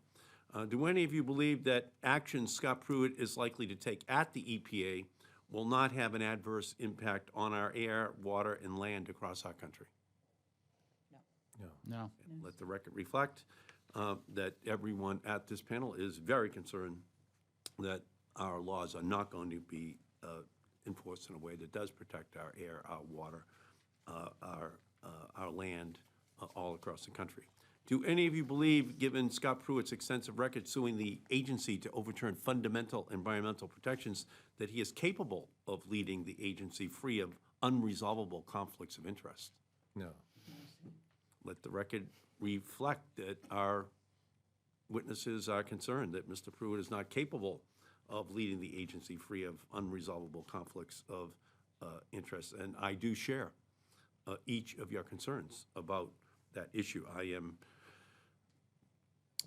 I believe that Mr. Pruitt, when we think about EPA, we will be saying we're talking about every polluter's ally. You know, we will be talking about ethical problems always, because he will not recuse himself from these matters. Now, the White House page on America First Energy now states, quote, President Trump will focus on EPA, on its essential mission of protecting our air and our water. Now, this is code for not focusing on carbon pollution, nor does the webpage say anything about American energy from wind, solar, or biofuels. Earlier today, President Trump signed an executive order to revitalize the Keystone XL pipelines, the Dakota Access pipelines. President Trump and Attorney General Pruitt's agenda is not America first, but it's big oil first. And that's become increasingly clear as each day has gone by. Do you agree that President Trump's America First energy policy does not include wind, does not include solar, does not include renewables? It includes a big oil agenda that is ultimately going to lead to more pollution, more fossil fuels being consumed in our country. Do you agree with that? So I guess from my perspective, I look at Scott Pruitt, I look at Scott Tillotson, I look at Rex Tillerson, the CEO of ExxonMobil, who is the president's nominee to be the Secretary of State. And what I see is a big oil all-star team being put together. And it's reflected in pretty much every one of his decisions that ultimately I think is going to come back and really be viewed as the fork in the road, where we started to go backwards on climate, we started to go backwards on our protection against asthma, the protection of the waters, having pollutants in it that can be damaging to the children in our country. Because it all comes down to health. That's why we're concerned. It's about health. It's about what impact all of this has upon the health of families in our country, but especially children. And now, after years of forward progress, we're about to put the whole country in reverse on these issues. And unfortunately, Mr. Pruitt's nomination is a strong reflection of it. Mr. Walk, Scott Pruitt has sued the EPA 19 times, and 8 of those cases are ongoing, but he has consistently refused to recuse himself from participating in those cases or in any regulations that relate to that litigation. In your opinion, should he have to recuse himself from all of these matters in order to avoid an actual or apparent conflict of interest? Absolutely, sir. Yeah. Do all of you agree with that? Yes. Yeah. What, in your opinion, could happen if he does not recuse himself from those issues?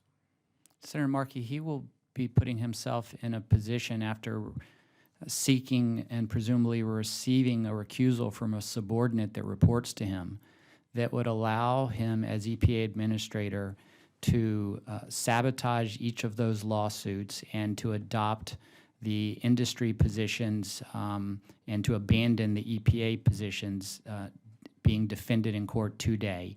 He could subsequently undertake rulemakings to reverse all of those clean air and health protections that have saved literally tens of thousands of lives and avoided over 500,000 asthma attacks every year in this country. And he is pretending that he will be impartial when he has made representations to federal courts that EPA is acting illegally in those rules and contradicting Supreme Court cases. Is he not telling the truth to courts about his legal views, or is he not telling the truth to senators about his views on those matters in order to secure nomination, to secure confirmation? Okay, great, thank you. Ms. Dalcomper, at his confirmation hearing, I asked Scott Pruitt, do you believe that climate change is a hoax? He said, I do not believe that climate change is a hoax. But I'm a believer in actions more than words. They speak much louder. And so Mr. Pruitt's record tells me that he will not be a proponent of action on climate change, even though 2016 was the hottest year ever recorded, replacing 2015, which was the hottest year ever recorded, replacing 2014, which was the hottest year ever recorded. Ms. Dalcomper, what is your concern about the impact as a mother of 3 that climate change could have upon your children's lives? Absolutely. I want to just say I keep hearing my grandmother's voice from when I was a young woman saying, there's issues when you're dating someone, don't marry them, they're not gonna change. And this is it. I mean, Scott Pruitt, we should not expect him to change moving from Oklahoma AG to EPA administrator. We should look at his record and say that is who he's going to be, that is how he's gonna act at EPA. He's not gonna change magically in this new position. And he has not taken any efforts to reduce carbon or methane pollution in the state, both of which are huge issues, and both of which are driving the climate change that we are seeing now. And my concern is that we have already reached a point where we are going to continue to see more and more changes. Climate change is not somewhere off in the future anymore. My oldest child's 7, and he's seen more superstorms in his short life. We lived through Katrina in Memphis, Superstorm Sandy in Philadelphia, and more in his 7 years of life than I ever saw before I had children 7 years ago. And so for me, that's extremely concerning. He did not take action in Oklahoma, and I don't see him taking action to cut climate pollution here in the state. He also mentioned in the hearing how important public comments were. And I believe it was 3-4 million Americans asking for reductions in carbon pollution and commenting on the Clean Power Plan. The public has spoken, and I think that's really important to recognize. If he halts us for the next 4 years, the devastation to our children here now and in the future is going to be horrific. Thank you. And thank you for testifying. Thank all of you for testifying. Those storms which your 7-year-old is seeing are just a preview of coming attractions. And they're going to get more and more and more intense, and the impacts are going to be greater and greater and greater. The planet is running a fever.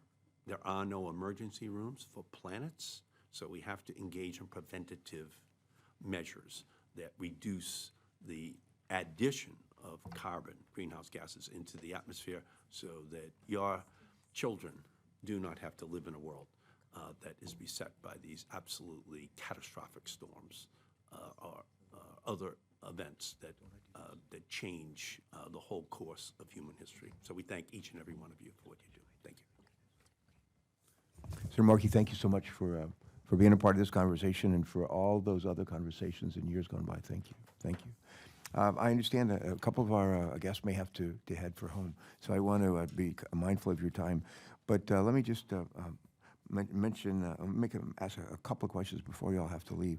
But while touting his work in Oklahoma, the Attorney General, Scott Pruitt, claimed that he'd gone after oil companies. He mentioned, I think, ConocoPhillips in particular. However, I believe he may have been referencing a fraud case. Do you have any examples when it's appropriate for the AG's office to step in against a polluter, but as Attorney General, Mr. Pruitt has been absent? And let's just start maybe with Jason. Yeah, and Kelly and Casey. You know, that's just it. There are many cases. Sorry, Senator, you're exactly right. There are many cases in Oklahoma that are ongoing right now. The Mayhard Egg Farm case, for instance, that we talked about, it's actually an ongoing case. The Attorney General's not involved. He's claiming to be involved based on a consent decree that he's failed to enforce. There's ongoing litigation against ConocoPhillips in Ponca City. You know, the EPA in 2015 found that the Ponca City refinery, the Phillips 66 refinery in Ponca City, is one of the worst polluting refineries in the entire country. There's been no activity to enforce the environmental laws there, certainly not on the list.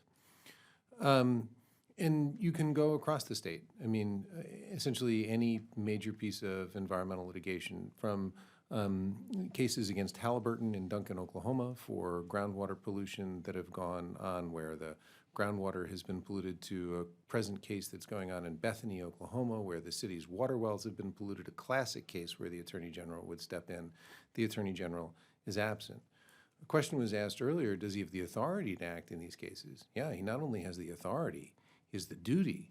That's why we have the Attorney General's position to represent the public interest. And it's the same public interest that exists at the EPA. You'd get the same result. Thank you. And let's go to Kelly next, please. Kelly Foster. I think that these two people have more knowledge of those types of things than I do, current knowledge. So All can right. I defer to Oh, sure. Casey on that? Yeah, Casey Camp, please. I'm sorry, can you tell me the question again? Yeah, when I was mentioning when he was touting his work in Oklahoma, the Attorney General at his confirmation hearing claimed that he'd gone after oil companies. I think he mentioned ConocoPhillips in particular, and I believe he might have been referring to a fraud case. Do you have any examples when it is appropriate for the AG's office to step in against a polluter, but as Attorney General Scott Pruitt was absent?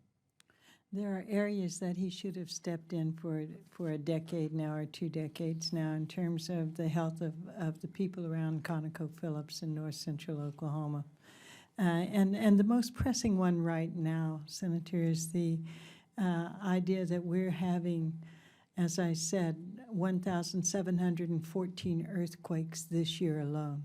So not only is there air pollution, land pollution, and water pollution from Phillips 66, but there are aging pipelines there that are in danger of rupturing. And it's terrifying when you're having 3.7 to 5.8 earthquakes constantly and consistently, multiple times a day, to wonder whether the infrastructure of those pipelines are ever being tested, or if there's anyone that is going to be held responsible when those do rupture, because they are rupturing right now.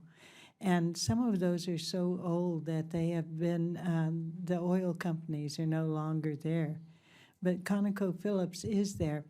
And along the lines that you were speaking of earlier, we in the indigenous nations also feel an obligation to all the living relatives that are being affected by ConocoPhillips and the polluters in Oklahoma that Scott Pruitt never thinks of. And those are those that keep us alive. The water itself, as we know, water is life. All those things that live within the waters, those that also share the earth and the waters with us, the cattle, the deer, the buffalo, the eagle. All of those things depend on the human voices to also be able to speak for them. When Harold Hamm had made a sizable donation and agreed to co-chair with Scott Pruitt, it was to help him to overturn I'm something. sorry, co-chair what? I don't recall. what I'm that was. sorry, to co-chair his reelection bid. They were asked to add another species to the endangered species list. I believe it was a prairie chicken in that area. And we're told that they needed to turn that down. Scott Pruitt agreed with him because that is very ripe land for gas and oil exploration, and they didn't want to exclude it. Those are the types of things that all life depends on Earth. Scott Pruitt doesn't care. All right, thank you. I want to be mindful of who has to leave. Who has to leave now? Okay. All right. We can still make it if we leave by 4:30. If we leave from outside at 1:15. Take about 5. Why don't each of you take just a couple of minutes, and maybe a point or two you would like to reiterate, or maybe a point that hasn't been made that you would like to do that. And Jason, you want to go first? And Yes, Senator, I wanted to answer your question about states should regulate, right? The statement that Mr. Pruitt made. I think that's a vitally important question. It doesn't make any sense. It doesn't make any sense. it doesn't make any moral sense, because I was raised that treat other people the way we want to be treated. Who is my neighbor? Well, frankly, I don't care if you're in Oklahoma or Indiana or Kentucky. In my state, Delaware, on the East Coast, Right. the end of America's tailpipe, we are your neighbor. Well, that's right. And as you point out, the pollution that is released in the Midwest, the pollution that's released in Virginia or in Maryland, doesn't stop there. It comes over to Delaware.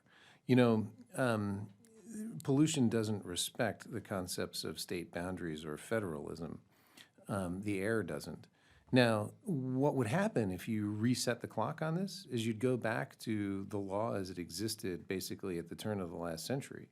You know, some famous examples are the City of Chicago case, when the City of Chicago reversed the flow of the Chicago River so that it no longer was discharging sewage into Lake Michigan and instead was discharging it into the rivers that ran into Indiana, then it ended up in lawsuits with its downstream neighbors.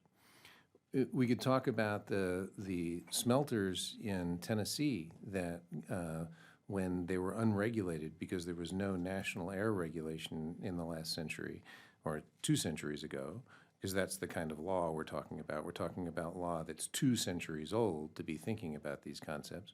We've been talking about Georgia suing Tennessee. There's a law that's been in place. It's been established and enshrined in our legal principles, essentially that no state has the right to allow an actor within its territory to cause damage or injury to another state. It's enshrined by most persuasively in the Trail Smelter litigation, which was an arbitration between the United States and Canada over smelter damage. If we go all the way back to the turn of the 18th to the 19th to the 20th century, if we go all the way back to the 1920s, then maybe we can make sense about this, but we've progressed since then. And there's a broad and competent system of laws that don't need to be rolled back. They need to be implemented. All right, thank you. Thank you, sir. Kelly, please. Just a closing thought before you head for home. I think I've largely covered what, did you turn it? You turned You just it turned off. on. I think I've largely covered what I wanted to discuss with you today. I know that in my current role, I work with people that work with their communities, water keepers all across the country, and they share a lot of concerns for their own states and in their own watersheds that have been expressed here today by the people from Oklahoma and the other witnesses. And thank you for looking into these issues seriously and taking the time to learn about his qualifications and record on environmental protection issues. I will say this as well. The former Attorney General, Drew Edmondson, had a great environmental record. He emboldened us to go out and enforce the laws as written and work with communities and find joint solutions and all of those things. If someone nominated him to be administrator of the EPA, I would first recommend to him that he not pursue it, because running an administrative agency is much different than running an AG's office and doing environmental enforcement. They're 2 different things. And that is the only experience that Drew Edmondson would have if he were nominated, and it wouldn't qualify him for the job. Okay. I would say that.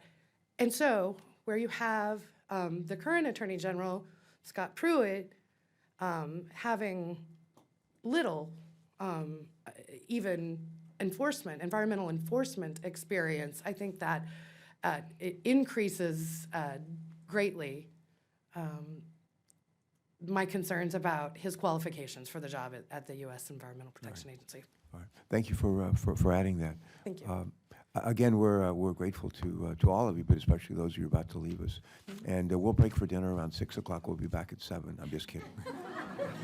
Senator, thank you. No, thank you so much. Thank you. I'm Dr. Goldman. If you can stay with us for a few moments, I have a question I'd like to direct to you and Mr.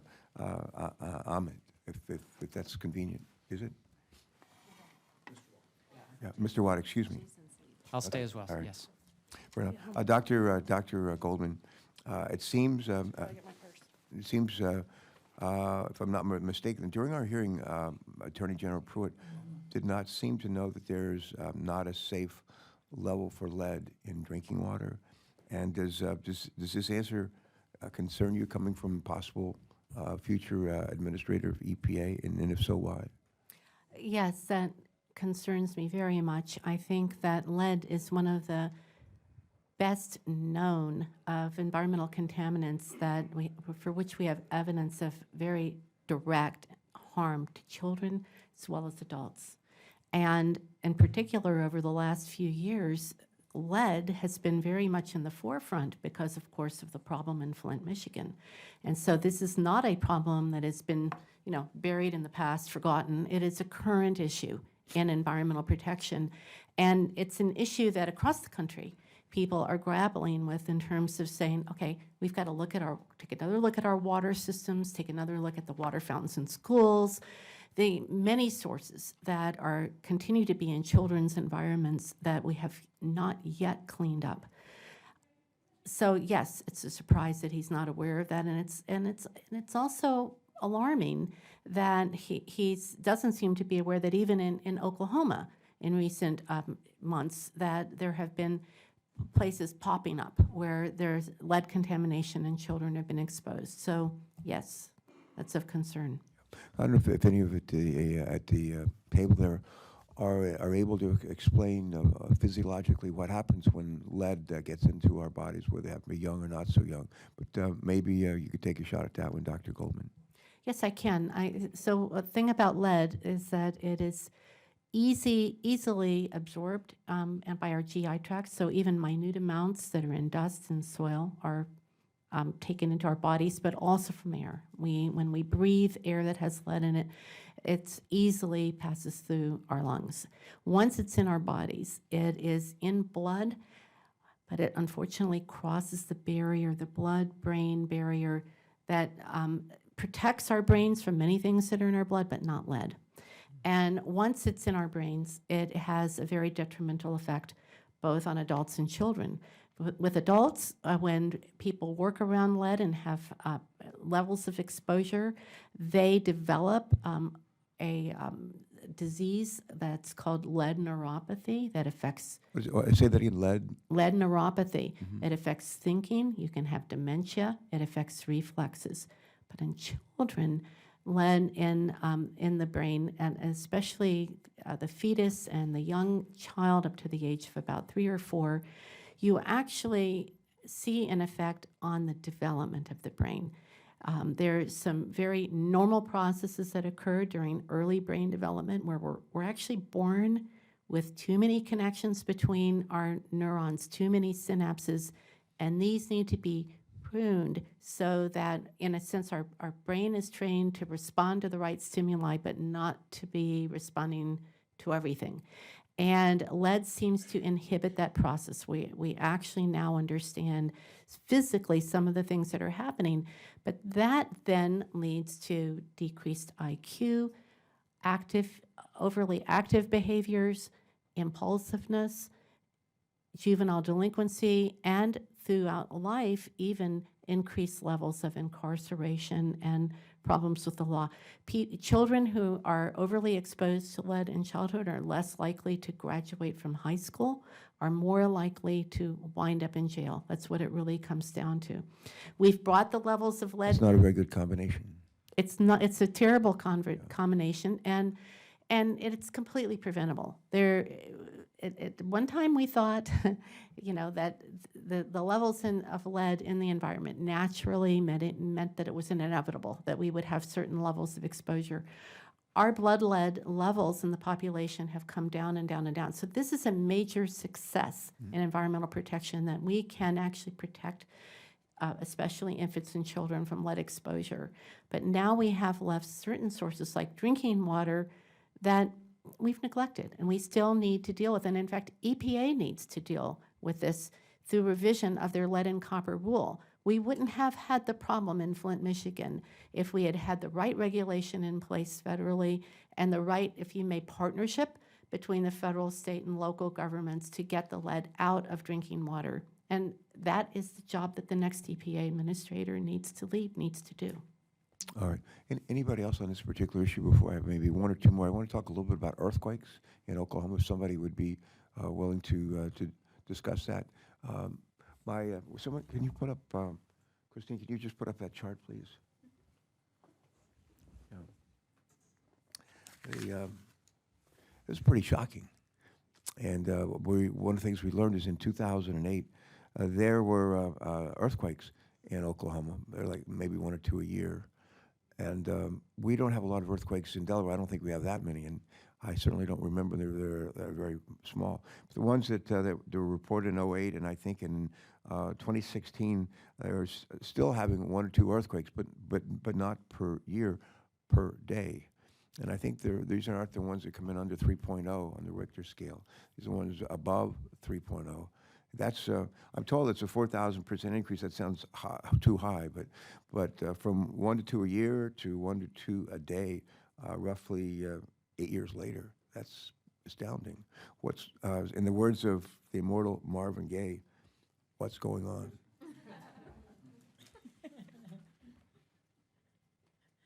This kind of makes me want to sing a little tune here. From what I understand, sir, according to the U.S. Geological Society, these are the first scientifically proven man-made earthquakes that are on the increase in Oklahoma. And again, Scott Pruitt and others in those offices often deny that indeed has been proven. My understanding is that the fracking itself may not be totally responsible for the increase in earthquakes, but the fact that there is injection wells as a result of the fracking is what is causing the earthquakes. Approximately 43 billion gallons of fracked water has been injected into 10,000 different injection well sites in Oklahoma in the past year. And that is leaching down into, first the fracking causes the fracturing within the shale rock in there and the Arbuckle Formation, and I can't recall the other formation. But then the water more or less creates a situation that allows it to move. And the extreme pressuring caused by the injection wells in order to put the water down to a level that they believe is below the ground table water that is being used causes the earthquakes. It's a real simple cause and effect of the amount of pressure that's going in there. And something as small as 1.3 pounds of pressure can create enough pressure in the earth when it's been compromised to cause an earthquake. So the largest man-made earthquake, 5.8, happened in Pawnee County, 6 miles away from my home, 3 miles away from the OG&E coal-fired generating plant. And yeah, we're in really terrible, terrible danger because we are the nexus for the pipelines. Anybody else on earthquakes? All right. I want to go back to just very, very briefly. I call it golden rule, cross-border pollution. And in my state, I mentioned in the statement, my opening statement at the confirmation hearing for Mr. Pruitt, I mentioned as governor I could have shut down the state of Delaware. All the vehicles off the road, pretty much shut down every business. We'd still been out of attainment for clean air, not because of our emissions, but because of those that came from states to our west. And my sense in reading some of what Mr. Pruitt has said and listening to him, I think it doesn't completely ignore that there is a role for EPA, but he feels that it seems it's more that the states know what's best for themselves, and in terms of their air quality, water quality, and so forth, but doesn't seem to think much about the cross-border pollutions or what the effects are on their neighboring states. Anybody else want to comment on it? At least one person. Yes, please. Senator Carper, I'm actually a counsel in litigation that Attorney General Pruitt filed to overturn EPA's cross-state rule to protect downwind states like Delaware from smog and soot pollution. The Supreme Court ruled against General Pruitt 6-2 and upheld those standards. Had General Pruitt prevailed, he would have overturned health protections that save up to 34,000 lives every year in this country and avoid over 400,000 asthma attacks every year. So he has voiced How many lives to save? 34,000 lives Is that per year? per year. Wow. okay? And another rule he tried to overturn, the mercury rule that I testified about, would have saved up to 11,000 lives. So when asked what role EPA can play, I've seen him in numerous speeches say he thinks that EPA should play a role in addressing pollution that crosses state lines. And yet, when given the opportunity, he's sued to overturn these safeguards. I do want to mention one point that actually did not come out at the hearing, and I haven't seen it come out elsewhere. But Okay, go ahead. Mr. Pruitt gives this almost formulaic answer that he does think that there's a role for EPA to address pollution that crosses state lines. But there's this unnerving implication behind the his constant word choice that suggests that he does not believe that EPA has a role to play over pollution that remains within state borders, either air pollution or water pollution. That is an extreme and harrowing position that has never been advanced by anyone in a serious position to head EPA or even interact with EPA. It is squarely at odds with the structure of the Clean Air Act and the Clean Water Act. But I truly fear that there is this dangerous threat on the horizon represented by this philosophy of his that is going to seek to radically curtail the role that EPA plays in addressing pollution in the United States when our laws protect all Americans, no matter where they live, whether exposed to pollution that is next to their homes at a Conoco refinery and does not ever escape from the borders of Oklahoma. It is a serious and troubling worldview that I believe he does hold. Anybody else share that view? Raise your hand if you do. Anybody else? All right, thank you. Thank you very much. We're getting close to the end. Dr. Goldman, a short question for you, but from a health perspective, is there any dispute that it is appropriate and necessary to regulate mercury and air toxic emissions from power plants? No, there's no dispute from the health perspective that needs to be regulated. All right. And a short one for you, Mr. Walk. It sounds like it's clear that Mr. Pruitt has a different view than the one just voiced by Dr. Goldman. Is that correct? And maybe misleading to our committee on his views? Senator Carper, I'm afraid that his response to you was deeply misleading and designed to lead you to believe that he was agreeing with your question when his own actions in court cases directly contradict the view that it is appropriate and necessary for EPA to regulate under this section of the law with those standards. In fact, that he has said so almost word for word, and I excerpt that in an appendix to my testimony. I see. Good. Well, thank you for that clarification.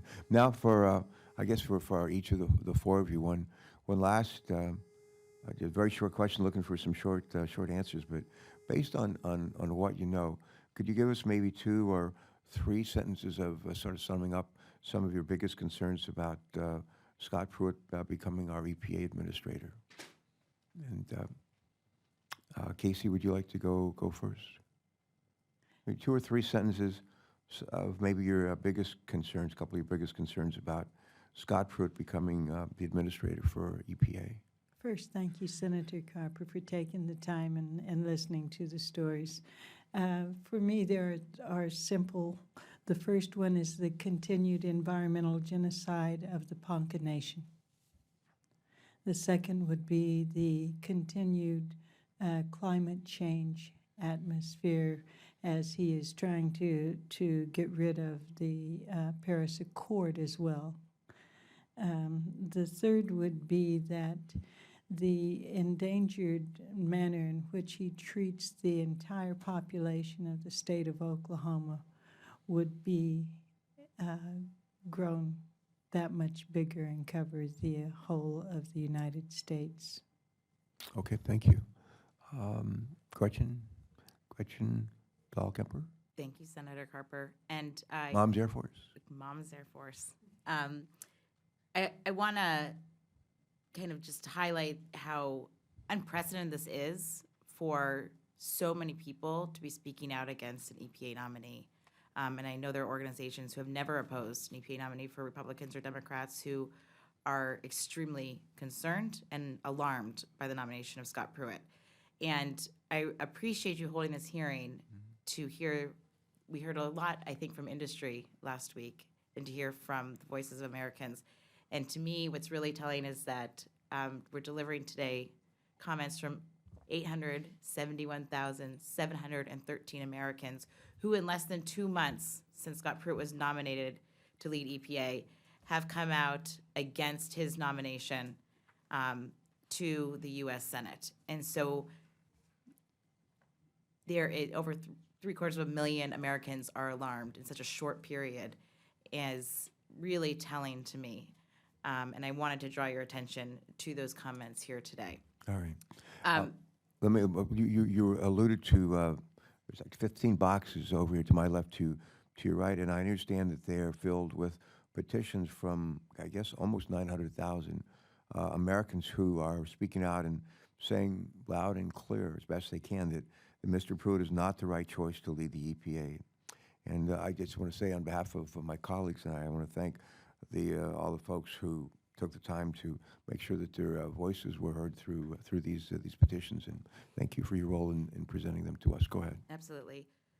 Most concerning to me as a parent is the issue around mercury. Say that again, the issues around mercury Yes. and the impact. I was 13 years in Catholic school, raised in a family with... Does that include kindergarten? Well, kindergarten, I guess, through 12th grade, yes. And raised with the strong Catholic social justice teaching. And also the idea of protecting life, protecting pregnant women.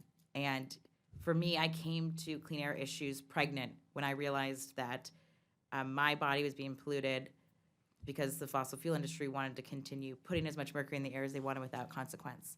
And that I had to make decisions to protect myself when they were not held accountable themselves.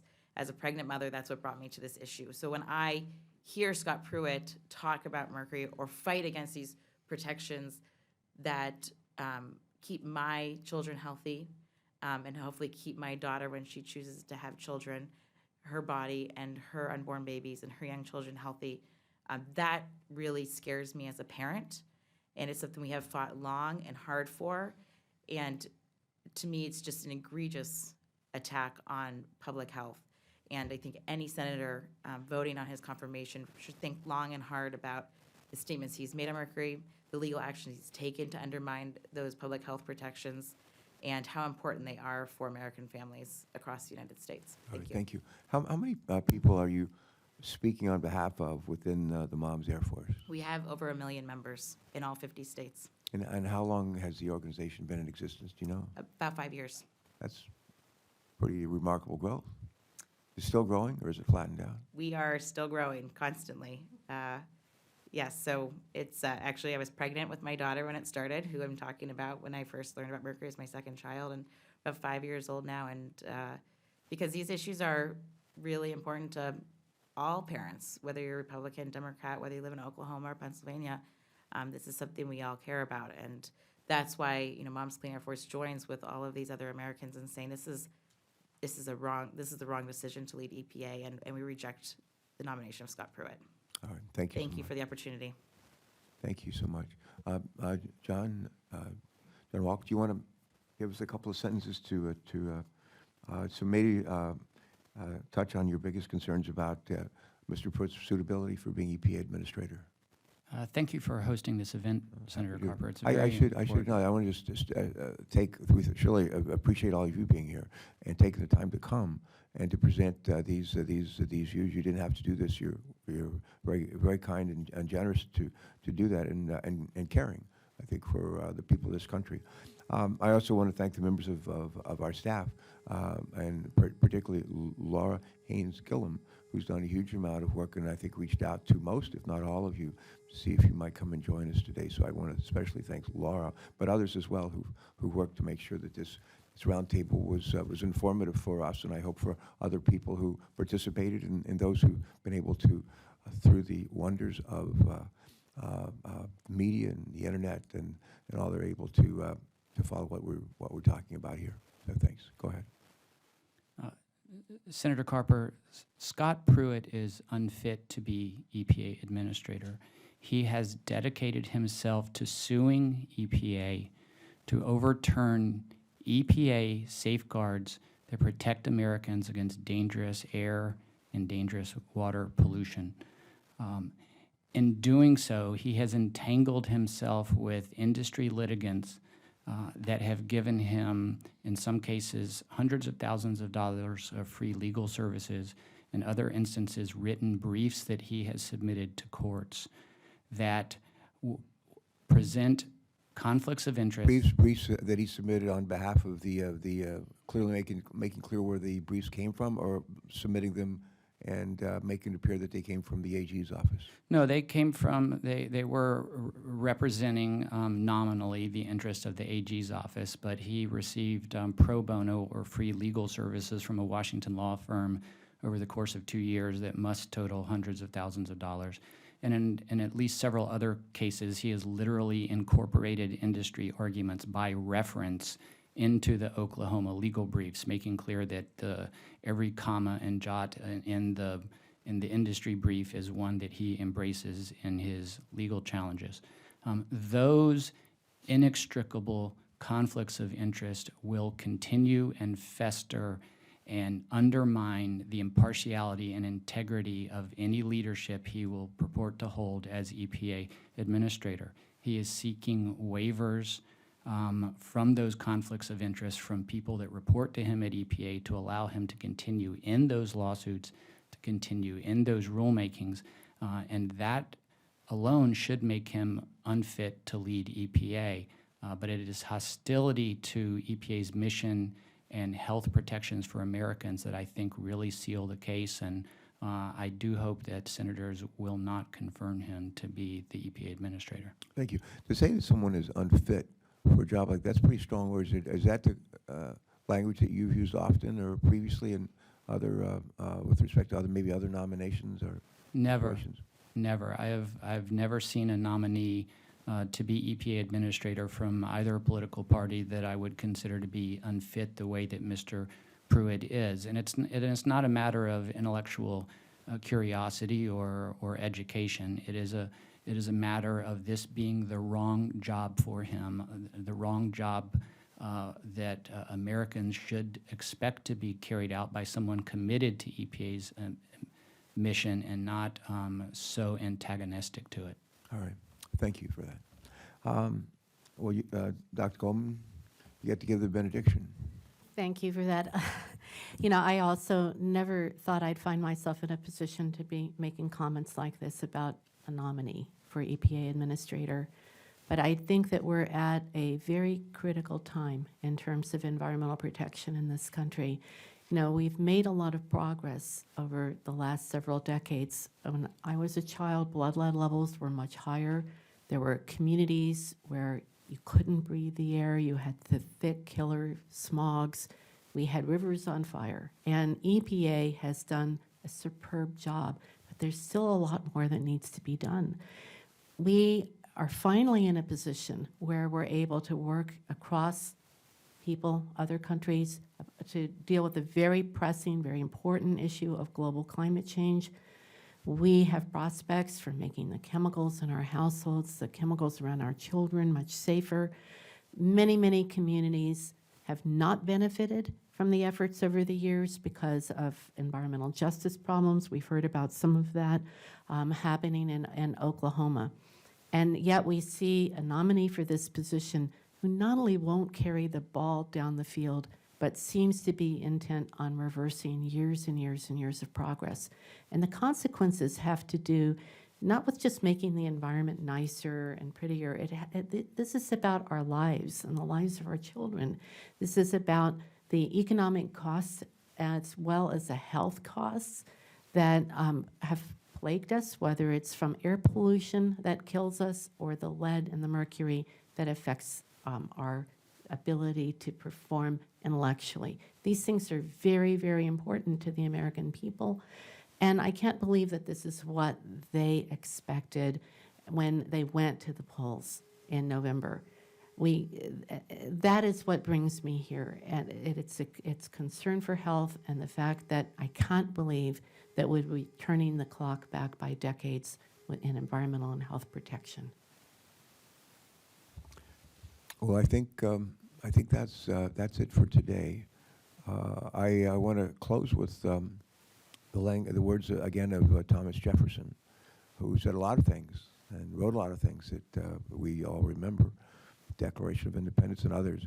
But he used to say, very simply, he'd say, if the people know the truth, they won't make a mistake. That's what he'd say. If people know the truth, they won't make a mistake. The way our hearing is structured in Environment and Public Works, we have nominees who can come and testify, and we can question them, which is all well and good.